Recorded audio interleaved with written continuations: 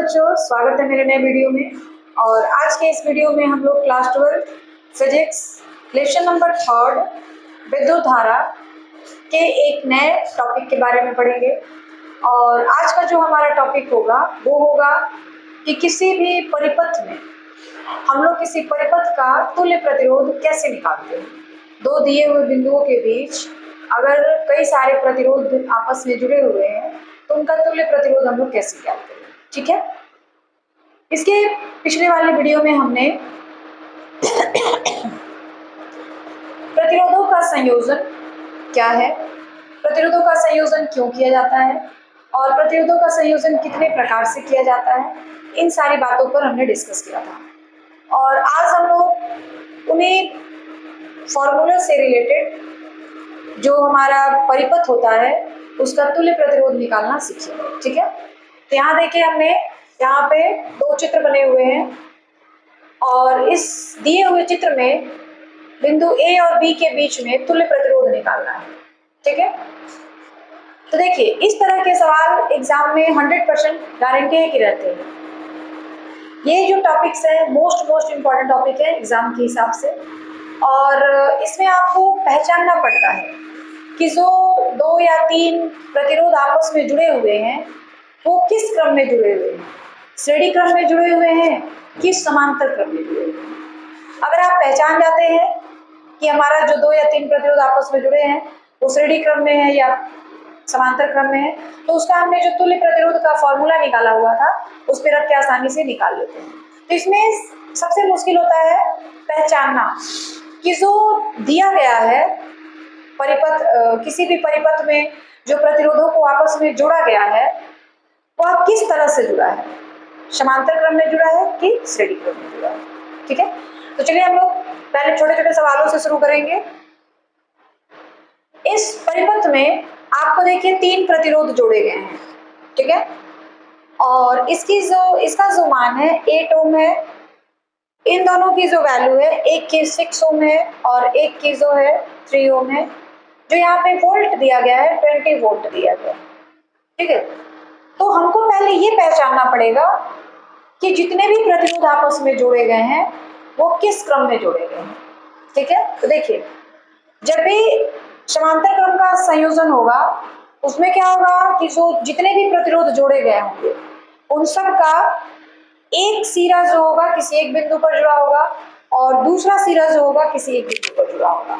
तो उस क्रम का जो संयोजन होता है उसको हम लोग कहते हैं समांतर क्रम का संयोजन। अगर इस तरीके के अगर प्रतिरोध इस तरह से नीचे ऊपर करके जोड़े गए हैं तो उनको हम लोग कहते हैं समांतर क्रम का संयोजन। जैसे यहाँ पे देखिए 6 ओम का प्रतिरोध और 3 ओम का जो प्रतिरोध है ये दोनों एक दूसरे से समांतर क्रम में जुड़े गए हैं। ठीक है, तो पहले हम लोग लिखेंगे सॉल्यूशन में क्या लिखेंगे, 6 ओम तथा 3 ओम प्रतिरोध समांतर क्रम में जुड़े हैं, समांतर क्रम में जुड़े हैं। अतः इनका जो तुल्य प्रतिरोध होगा वो क्या हो जाएगा, 1/RP is equal to 1/6 plus 1/3। इन दोनों का हमने एलसीएम लिया 6, 1 और ये हो जाएगा 2। 3 से 6 को डिवाइड करेंगे 2 आएगा, 2 को 1 से मल्टीप्लाई कर देंगे तो 2, यानी ये हो गया 3/2। 3/6 काट देंगे 3 से 1/2, यानी जो आरपी की वैल्यू है वो क्या आ जाएगी 2 ओम आ जाएगी। यानी इन दोनों प्रतिरोधों को हटाकर आप एक 2 ओम का प्रतिरोध वहां पर लगा सकते हैं। ठीक है, इन दोनों प्रतिरोधों की जगह पर आप एक 2 ओम का प्रतिरोध लगाएंगे तभी भी जो परिपथ है उसमें विभवांतर का मान जो है चेंज नहीं होगा। ये तुल्य प्रतिरोध होता है। ठीक है, तो अब हमारा जो फिगर होगा ये फिगर थोड़ा सा चेंज हो जाएगा, कुछ ऐसा हो जाएगा। ये तो 8 ओम हो गया, अब इन दोनों की जगह पर हम लोग 2 ओम का प्रतिरोध लगा देंगे और फिगर कुछ ऐसा बन जाएगा 20 वोल्ट। फिगर अब हमारा कैसा हो गया, इस तरह का फिगर हो गया। अब देखिए ये ए और यह हो गया बी। जब यहां से विभवांतर इसको दिया जाएगा तो धारा जब निकलेगी यहाँ से तो वो सीधे यहाँ भी जाएगी, अब बिना किसी अड़चन के यहाँ भी जाएगी। लेकिन यहाँ पे क्या था, जब धारा यहाँ से निकलती है तो इसमें चली जाती है, लेकिन जैसे ही यहाँ पे आती है धारा दो हिस्सों में बंट जाती है। जैसे ही धारा दो हिस्सों में या तीन हिस्सों में बंट जाए वहां पर जो प्रतिरोधों का संयोजन होता है वो समांतर क्रम में हो जाता है। तो यहाँ पे आप देख सकते हैं धारा मान लीजिए यहाँ से निकलेगा आई, यहाँ तक आएगा, यहाँ तक आएगा। जैसे यहाँ आई आएगा दो हिस्सों में बढ़ जाएगा, एक I1 हो जाएगा और दूसरा I2 हो जाएगा। जो I1 इस प्रतिरोध के लिए, I2 इस प्रतिरोध के लिए। तो धारा यहाँ से तो I आ रहा है, यहाँ पर आने के बाद दो हिस्सों में बढ़ जा रहा है। इसका मतलब है कि ये दोनों जो प्रतिरोध हैं वो किस क्रम में जुड़े हैं, समांतर क्रम में जुड़े हैं। तो हमने इसको समांतर क्रम में जोड़ दिया। इनका तुल्य प्रतिरोध आ गया हमारे पास 2 ओम। अब इन दोनों प्रतिरोधों को हटाकर आप एक प्रतिरोध 2 ओम का लगा सकते हैं, तभी भी जो विभवांतर होगा आपके परिपथ में 20 वोल्ट का ही होगा। अब हमारा फिगर जो है ऐसा हो गया। अब देखिए यहाँ से धारा निकलेगी, ऐसे जाएगी, इसमें आएगी, फिर इसमें आएगी, फिर इधर से होते हुए वापस यहाँ आ जाएगी। यानी यहाँ पे धारा का बंटवारा नहीं हो रहा है, धारा 2 या 3 हिस्सों में बंट नहीं रही है। यानी यहाँ पे जितने भी प्रतिरोध जोड़े गए हैं, जहाँ पे धारा का बंटवारा नहीं हो पा रहा है, तो वहां पर क्या होगा, जितने भी प्रतिरोध जोड़े गए हैं वो सभी श्रेणी क्रम में जुड़े गए हैं। अरे बात समझ में? यानी ये दोनों अब किस क्रम में हो गए, श्रेणी क्रम में। तो लिखेंगे 8 ओम तथा इसी का नाम है आरपी, आरपी श्रेणी क्रम में जुड़े हैं, श्रेणी क्रम में जुड़े हैं। अतः इसका तुल्य प्रतिरोध क्या हो जाएगा, ये श्रेणी क्रम में हो गया। तो आर एस, आरपी का मतलब होता है पैरेलल यानी समांतर क्रम संयोजन, आर एस का मतलब होता है श्रेणी क्रम यानी सीरीज कॉम्बिनेशन। तो ये हो जाएगा 8 ओम प्लस आरपी की वैल्यू है 2 ओम, 2 ओम यानी ये टोटल कितना आ गया 10 ओम। तो इस पूरे परिपथ में जो तुल्य प्रतिरोध होगा इन सारे को हटा के 10 ओम का प्रतिरोध आप लगा सकते हैं, और तब भी जो विभवांतर का मान होगा वो 20 वोल्ट ही रहेगा। ठीक है। अब हमको धारा का मान निकालना है, तो ओम के नियम से हम लोग क्या जानते हैं, ओम के नियम से, ओम के नियम से I बराबर क्या हो जाता है V बटा 8। V की वैल्यू 20 वोल्ट दी गई है हमको, और R की वैल्यू जो पूरे परिपथ का यानी A और B का जो तुल्य, A और B के बीच में जो तुल्य प्रतिरोध आया है 10 ओम, उससे भाग दे देंगे। तो कितना आ जाएगा 2 एम्पियर। ठीक है, यानी इस परिपथ में कितने एम्पियर की धारा प्रवाहित हो रही है, 2 एम्पियर की। आ रही है बात समझ में? अभी तो थोड़ा सिंपल है, आगे हम लोग धीरे धीरे टफ की ओर जाएंगे। दूसरा चित्र जो है हमारे पास ये है, यहाँ भी बिंदु A और B के बीच आपको तुल्य प्रतिरोध निकालना है। इस तरीके से सीरीज बना हुआ है, परिपथ बना हुआ है। अब पहले तो ये पहचानना पड़ेगा कि जो यहाँ पे प्रतिरोधों का आपस में संयोजन किया गया है, प्रतिरोधों को आपस में जोड़ा गया है, वो किस क्रम में जोड़ा गया है, समांतर क्रम में जोड़ा गया है या श्रेणी क्रम में जोड़ा गया है। तो इसको आपको पहचानना पड़ेगा, तभी आप सवाल लगा पाएंगे। नहीं पहचान पाएंगे तो बेटा थोड़ा सा मुश्किल होने वाला है आपको सवाल लगाने में। ठीक है, तो धीरे धीरे जब इसी तरह आप प्रैक्टिस करते रहेंगे ना, 2-4 सवाल 10 सवाल को सॉल्व कर लेंगे तो आपको खुद भी प्रैक्टिस हो जाएगा। आप सीरीज को देख कर ही पहचान जाएंगे कि जो प्रतिरोध आपस में जुड़े हैं वो श्रेणी क्रम में है कि समांतर क्रम। ठीक है, चलिए स्टार्ट करते हैं इसको। देखिए A और B दो बिंदु हैं। ठीक है, मान लीजिए हमने यहाँ पे वोल्टेज जोड़ रखा है, अभी तो फिलहाल है नहीं, मान लीजिए है, तो धारा यहाँ से निकलेगी और यहाँ पे जब आएगी तो धारा एक सीधी जा सकती है और एक इधर जा सकती है। दो हिस्सों में धारा बढ़ जा रही है ना, बात समझ आ रही है कि नहीं? मान लीजिए हमने आपको पहले ही बताया कि जब जो सेल है या जो बैटरी है वहां से जब धारा का प्रवाह होता है, तो अगर वो धारा 2 हिस्सों में या 3 हिस्सों में बट जाती है फिगर के हिसाब से, तो फिर वहां पे जो प्रतिरोधों का संयोजन हो रहा है वो समांतर क्रम में हो रहा है। और अगर धारा नहीं बढ़ती है, सेल से निकलती है और सीधे पूरे प्रतिरोधों में चली जाती है, आराम से कोई बाधा नहीं आता है रास्ते में, तो वह श्रेणी क्रम का संयोजन हो जाता है। ठीक है, तो चलिए इसको पहचानते हैं। A और B दिए गए हैं, जब धारा यहाँ से निकलना स्टार्ट होती है तो यहाँ पे आते ही दो हिस्सों में बंटना पड़ेगा उसको, एक तो इधर जाएगा और एक इधर। तो धारा दो हिस्सों में बट गई, यानी यहाँ पे जो प्रतिरोधों का संयोजन किया जा रहा है वो किस तरह से किया जा रहा है, समांतर क्रम में किया जा रहा है। क्यों? क्योंकि धारा दो हिस्सों में बट जा रही है। यहाँ पे जैसे ही धारा आती है यहाँ पर, वहां पे धारा का बंटवारा हो जाता है दो हिस्सों में, ठीक है। तो एक हिस्सा यहाँ चला जाता है और यहाँ से फिर वो इस मतलब इस 3 ओम के प्रतिरोध में आता है, कुछ हिस्सा इधर भी आ जाता है। तो फिर यहाँ से जब धारा निकली तो यहाँ आए, फिर कुछ हिस्सा इसमें चली गई और कुछ हिस्सा जो है इसमें चली गई। तो यहाँ पे जो भी प्रतिरोध है वो सारे के सारे एक दूसरे से समांतर क्रम में जोड़े गए हैं। एक देख लीजिए ए और सी के बीच में है, दूसरा सी और डी के बीच में है और तीसरा बी और डी के बीच में है। तो यहाँ पे जितने भी प्रतिरोध जोड़े गए हैं सभी के सभी समांतर क्रम में जोड़े गए हैं। तो इनका जो मतलब चित्र बनेगा वो कुछ ऐसा होगा, देखिएगा। यहाँ पे ए सॉरी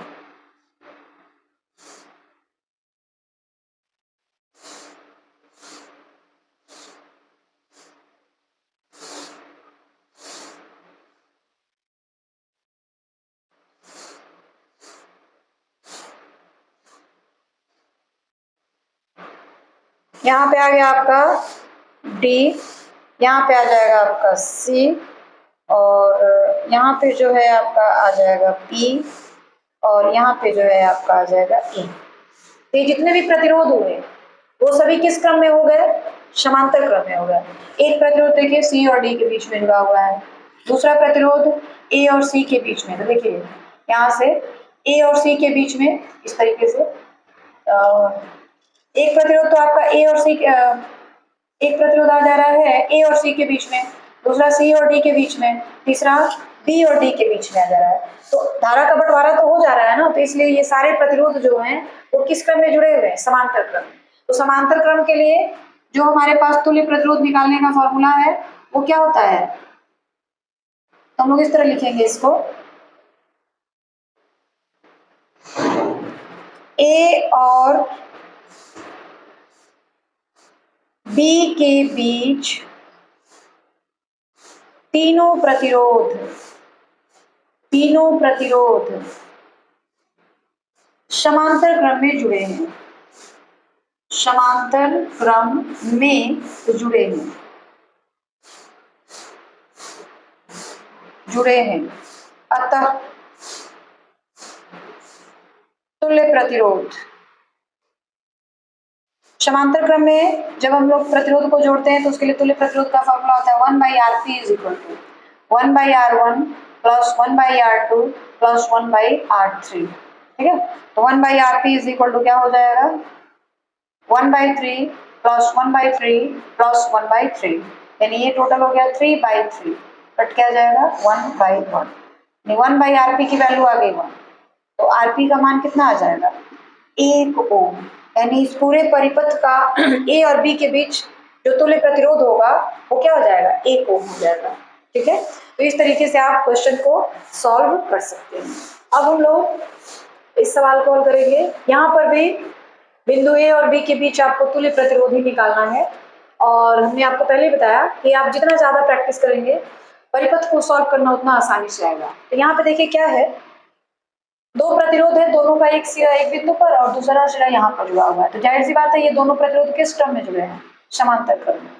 तो लिखेंगे आप इसको R1 कह सकते हैं, R2 और R3। तो पहले लिखेंगे R2 तथा R3 समांतर क्रम में जुड़े हैं, समांतर क्रम में जुड़े हैं। अतः इनका तुल्य प्रतिरोध क्या हो जाएगा 1/Rp = 1/R1 + 1/R2, तो 1/8 + 1/8, यानी ये हो गया 2/8, यानी 1/4। तो Rp की वैल्यू कितनी आ जाएगी 4 ओम आ जाएगी। अब इस पूरे को हटा करके हम लोग एक 4 ओम का प्रतिरोध जोड़ देंगे, तो फिर ये और ये जो 4 ओम आएगा वो दोनों किस क्रम में हो जाएंगे, श्रेणी क्रम में हो जाएंगे। तो लिखेंगे R1 तथा Rp श्रेणी क्रम में जुड़े हैं, श्रेणी क्रम में जुड़े हैं, अतः इनका तुल्य प्रतिरोध क्या हो जाएगा, R S is equal to R1 plus RP। ठीक है, तो R1 की वैल्यू कितनी आ गई है हमारे पास 8 ओम और RP की वैल्यू कितनी आई है 4 ओम, दोनों मिलेंगे तो कितना हो जाएगा 12 ओम। अतः बिंदु ए और बी के बीच तुल्य प्रतिरोध कितना हो गया 12 ओम हो गया। अतः बिंदु ए और बी के बीच तुल्य प्रतिरोध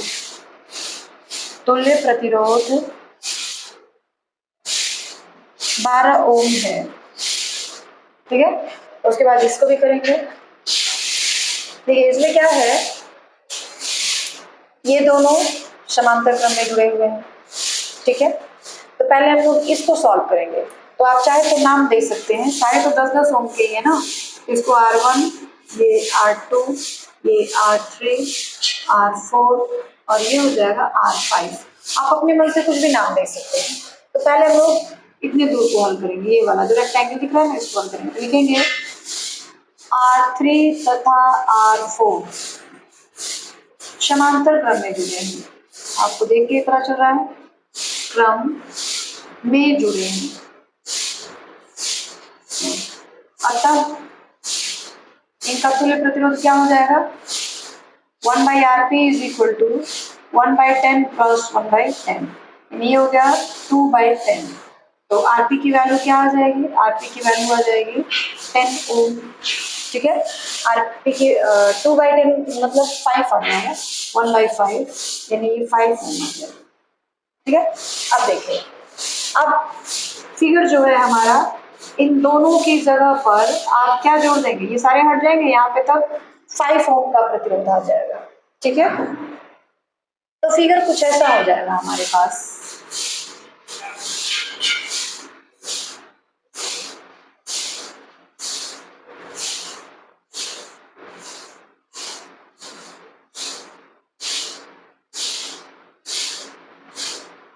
ये जो है हमारा R5 है जिसका 10 ओम मान है, और इसको हमने जोड़ा है, तो यहाँ पे हमको कितना मिला है 5 ओम मिला है। और ये तो पहले से था, यही RP है और इसकी वैल्यू R2 है जो कि 10 ओम थी पहले से, और ये हमारा R1 है जो कि 10 ओम है, और यह जो है हमारा R5 है जो कि 10 ओम है।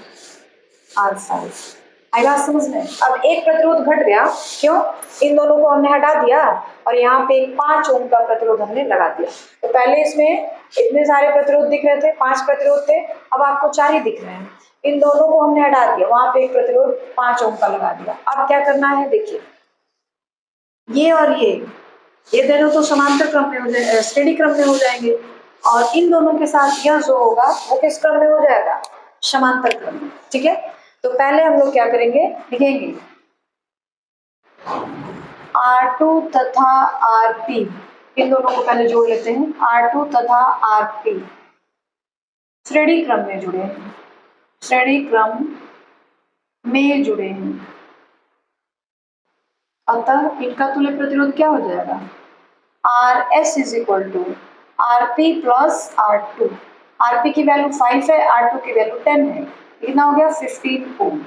अब इन दोनों को हटा दीजिए और यहाँ पे कितने ओम का प्रतिरोध जोड़ देंगे हम लोग, 15 ओम का। तो ये 15 और ये 10, तब फिगर कुछ ऐसा हो जाएगा।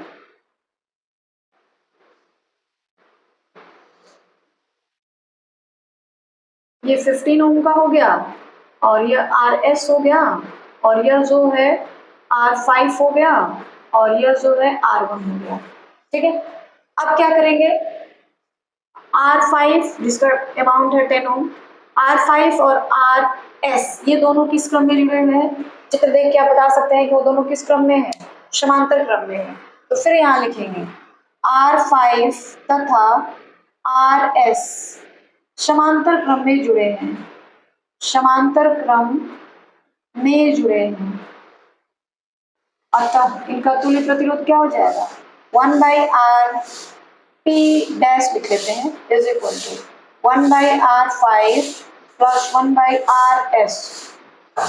1/R5 की वैल्यू कितनी है 10 और 1/Rs की वैल्यू कितनी है 15। इन दोनों को जोड़ा जाएगा तो दोनों का एलसीएम 30 आएगा।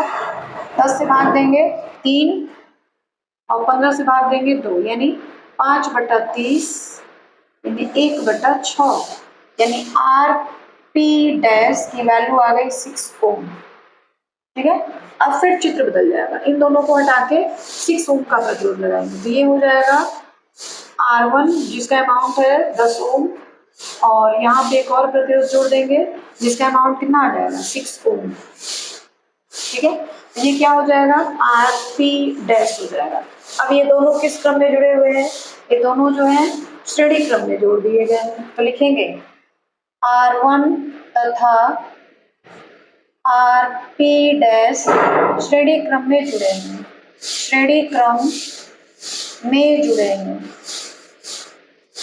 अतः Rs is equal to R dash S is equal to 10 plus 6 यानी 16 ओम लिखेंगे। अतः बिंदु A और B के बीच तुल्य प्रतिरोध 16 ओम है। आई बात समझ में? तो इस तरीके से आप सीरीज का जो मतलब जो भी परिपथ होगा उसका आप तुल्य प्रतिरोध निकाल सकते हैं। ठीक है, अब हम लोग इन सवालों को सॉल्व करेंगे। तो देखिए क्या है, यहाँ बिंदु ए है और यहाँ बिंदु बी है। हमने क्या किया है तार को यहाँ से खोल के आप सीधा कर दीजिए, तार को ए और बी से खोल दीजिए, खोल के सीधा ले लीजिए तो सीधे तार में ये वाला प्रतिरोध और ये वाला प्रतिरोध आ जाएंगे, यानी ये दोनों एक ही तार में आ जाएंगे और दोनों किस क्रम में जुड़ जाएंगे तब श्रेणी क्रम में। तो हम लोग इसका नामांकन कर देते हैं R1 R2 और R3। तो R1 R2 किस क्रम में जुड़े हुए हैं, R1 R2 जो है वो श्रेणी क्रम में जुड़े हुए हैं। तो R1 R2 का तुल्य प्रतिरोध क्या हो जाएगा, R1 R2 श्रेणी क्रम में जुड़े हैं, श्रेणी क्रम में जुड़े हैं। अतः इनका तुल्य प्रतिरोध क्या हो जाएगा Rs is equal to R1 plus R2 यानी 3 प्लस 3 यानी 6 ओम Rs की वैल्यू आ गई। अब फिगर थोड़ा सा चेंज हो जाएगा, फिगर क्या हो जाएगा ऐसा हो जाएगा, हमने यहाँ पे एक प्रतिरोध लगा दिया 6 ओम का और नीचे जो था वो 3 ओम का है ही, जैसे से यहाँ पे और यहाँ पे B। तो अब ये दोनों किस क्रम में जुड़ गए, समांतर क्रम में। तो अब इनका तुल्य प्रतिरोध निकालेंगे, ये Rs है और यह जो है R3 है। तो अब इन दोनों का तुल्य प्रतिरोध तो लिखेंगे Rs तथा R3 समांतर क्रम में जुड़े हैं, समांतर क्रम में जुड़े हैं। अतः इनका तुल्य प्रतिरोध क्या हो जाएगा 1/Rp is equal to 1/6 plus 1/3। LCM आ गया 6 और 1 प्लस 2 यानी 3/6 1/2। 1/Rp की वैल्यू आई है 1/2, तो Rp की वैल्यू कितनी आ जाएगी 2 ओम। अतः ए और बी के बीच जो तुल्य प्रतिरोध हो जाएगा वो कितने ओम का हो जाएगा 2 ओम का हो जाएगा। यहाँ पे देखिए पहले यहाँ पे एक पॉइंट लिया गया है और पहले इन दोनों को जोड़ लेते हैं, ये इसका हम लोग नाम लिख देते हैं R1 R2 R3 R4 और R5। R1 और R2 किस क्रम में जुड़े हुए हैं, श्रेणी क्रम में। तो पहले हम लोग लिखेंगे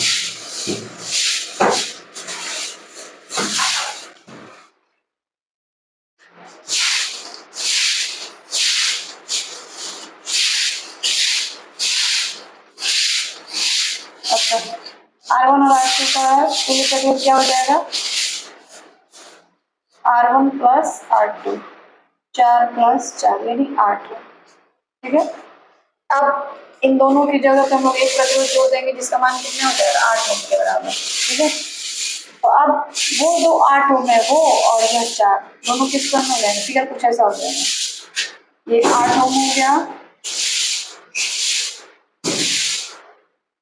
ऐसे, और फिर इसी में ये 4 ओम का आ जाएगा, ये 8 ओम जो हमने जोड़ा था, फिर ये नीचे आ जाएगा इस तरीके से, फिर ये भी नीचे आ जाएगा इस तरीके, ये 4 ओम हो गया, यह भी 4 ओम, ये R4 हो गया, यह जो है R5 हो गया, यह जो है R3 हो गया, और इन दोनों को जोड़ के हमने वहाँ पे 8 ओम लिखा है। तो फिर यह 8 ओम और यह R3 दोनों समांतर क्रम में हो गए, चित्र से देखने से लग रहा है। तो हम लिखेंगे RS तथा R3 समांतर क्रम में है, समांतर क्रम में जुड़े हैं, तो उनका तो लेकर तो क्या हो जाएगा, 1/RP = 1/RS प्लस 1/R3, तो 1/8 प्लस 1/3, 1/8 प्लस 1/3 ये कितने का हो जाएगा तब? 3 नहीं बल्कि यहाँ पे 4 है, दोनों का एलसीएम 8 हो गया, ये हो जाएगा 3/8, यानी आरपी की वैल्यू कितनी आ जाएगी, 8/3। ठीक, अब फिगर कुछ और चेंज हो गया, फिगर कुछ ऐसा हो गया, इन दोनों को हटा करके हमको एक प्रतिरोध जोड़ना है,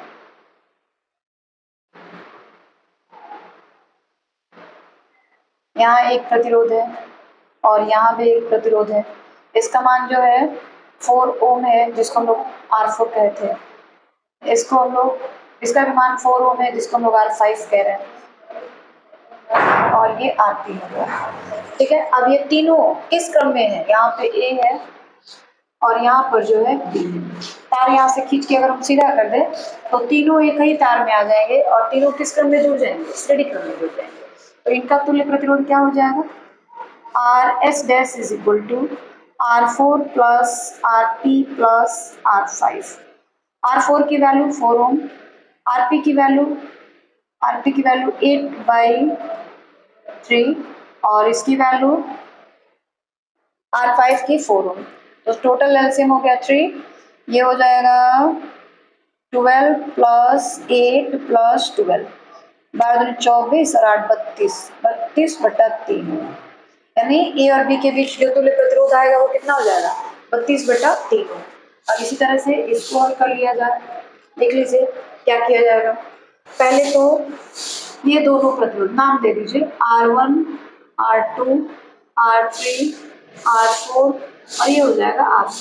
देखिए ये दोनों जो है तार यहाँ से अगर खोल दे तो ये दोनों एक में आ जाएंगे, यहाँ से खोलेंगे तो ये दोनों एक साथ हो जाएंगे, तो क्या हो जाएगा, R1 तथा R2 श्रेणी क्रम में जुड़े हैं, श्रेणी क्रम में जुड़े हैं, तो इनका तुल्य प्रतिरोध क्या हो जाएगा, RS = 2 + 1 यानी 3। फिर इधर वाले को जोड़ लेते हैं, R4 तथा R5 श्रेणी क्रम में जुड़े हैं, श्रेणी क्रम में जुड़े हैं, अतः इनका तुल्य प्रतिरोध क्या हो जाएगा, तो RS डैश निकाल देते हैं, 2 + 1 यानी यह भी हो गया 3 ओम और एक R3 जो है वो भी 3 ओम है। अब ये तीनों किस क्रम हो जाएंगे, इसको हटा के हमने एक लगा, मतलब ये फिगर अब कुछ ऐसा हो जाएगा इस तरीके से, ऐसे, फिर ये ऐसे और फिर ये ऐसे, ये भी 3 ओम, यह भी 3 ओम, यह भी 3 ओम। अब ये तीनों किस क्रम में आ गए, समांतर क्रम में, तो लिखेंगे RS डैश तथा बीच वाला क्या है R3 समांतर क्रम में जुड़े हैं, समांतर क्रम में जुड़े हैं, अतः इनका तुल्य प्रतिरोध कैसे निकालेंगे, समांतर क्रम में है तो समांतर क्रम में क्या होता है, सबको 1 बाई करके जोड़ना पड़ेगा, तो हो जाएगा 1/RP = 1/RS plus 1/RS dash plus 1/R3, 1/3 plus 1/3 plus 1/3, यह आ गया 3/3 यानी 1 ओम, यानी आरपी की वैल्यू क्या आ जाएगी, 1 ओम, यानी ए और बी के बीच जो तुल्य प्रतिरोध होगा वो कितने ओम का होगा, 1 ओम का होगा। तो इस तरीके से ये भी सवाल हल हो गया। और इसी तरीके से आप जितना ज्यादा प्रैक्टिस करेंगे, जितना परिपथ को हल करेंगे, उतना आपको आसानी होगा समझने में बातों को कि किस तरह से प्रतिरोध श्रेणी क्रम में जोड़े जाते हैं और किस तरह से प्रतिरोध जो होते हैं समांतर क्रम में जोड़े जाते हैं। ठीक है, और आज के लिए बस इतना ही। बाकी हम लोग जो चीजें हैं कल के वीडियो में जानेंगे, और भी नए नए इस तरह के क्वेश्चंस को लेकर हम सॉल्व करेंगे, ताकि हमको और ज्यादा क्लियरेंस होता जाए। और लास्ट में मैं यही कहना चाहूंगी कि अगर आपको हमारे वीडियोज अच्छे लगते हैं तो प्लीज़ हमारे वीडियो को ज़्यादा से ज़्यादा लाइक, सब्सक्राइब और शेयर करें, कमेंट करें, ताकि मुझे अपनी कमियों का पता चल सके, अपनी अच्छाइयों का भी पता चल सके, और मैं अपनी कमियों को दूर कर सकूं।